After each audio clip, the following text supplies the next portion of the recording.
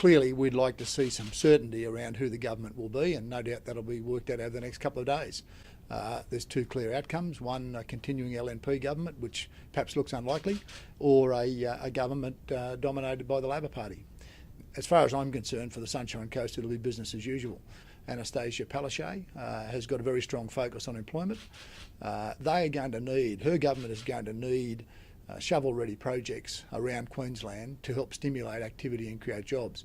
We have a number of those on the Sunshine Coast, and I'll be looking at the first opportunity to speak to her and her new cabinet about just what the Sunshine Coast can contribute to their government and their policies. Look, I think probably the most significant one is a duplication of the rail line, and the LNP had promised that to Landsborough.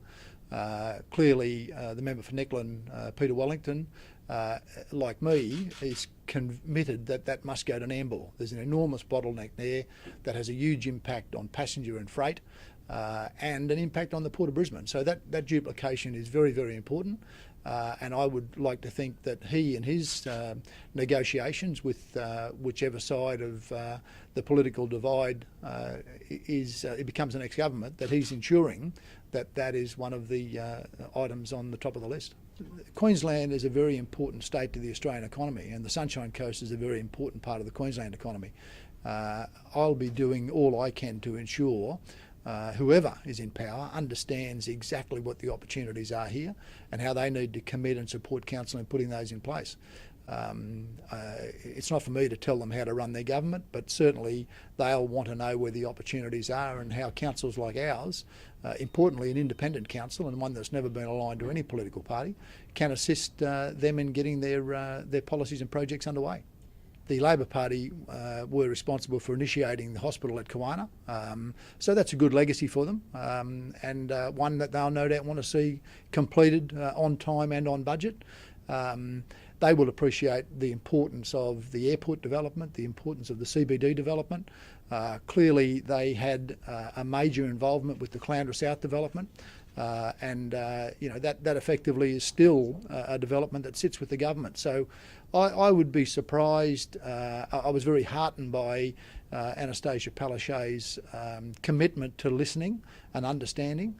As I said, I think we're a region that's very well positioned, and that's as a result of a lot of work undertaken by council over the last 3 years. Look, I think you've got to work with who's ever in government and be prepared to do that. And I've always abided by that rule.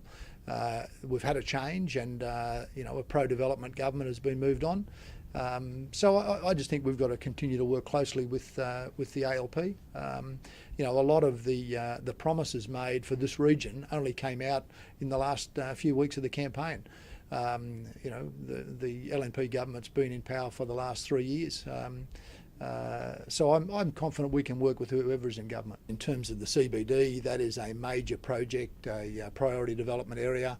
We're well down the track, and this community wants it. I can't imagine any party coming along and messing with that. In terms of Sekasui House, well, as I've said consistently, there's nothing before council at present.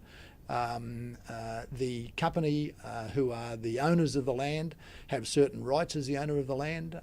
They've undertaken community consultation. I haven't seen the results of that yet, but I understand that has certainly had an influence on their proposal. But until that comes before council, council's not in a position to make any decision. The thing that will concern business, a couple of things that will concern business. The first is our debt hasn't gone away. So there's still a huge interest bill to be paid that is going to be burning up taxpayers' dollars that could be being spent elsewhere. So that's an issue, but the voters went to the election aware of that and made the decision they did. I think it's possible that private investment will be anxious to see quick outcomes. How well can a new government, perhaps underprepared, transition to government? Should they be able to pull off a victory? How might the LNP reconsider its position if it manages to get across the line? I mean, they're all uncertainties that will worry business. And the one thing business hates is uncertainty and inconsistency. So they will be looking for clear signs from both parties as to what will happen very quickly.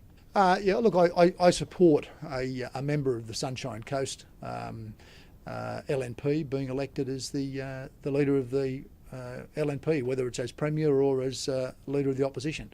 I'd be very happy if that was Fiona Simpson. She's really the only one who's demonstrated any interest from the local members at this stage, and or indeed been put forward by other parties, including the media across the state. So I think it'd be a good step. Fiona is a moderate Conservative, someone who would make a significant contribution, and it's time, given the level of representation on the Sunshine Coast, that we had a major state leader. We have to work with who's ever in government, and the benefit of being an independent councillor and an independent mayor is that you don't burn your bridges. And I'll sit down and work with who's ever in power to make sure this region gets its fair share, and the many opportunities we have are capitalised on to best effect for our region, but also for the greater Queensland.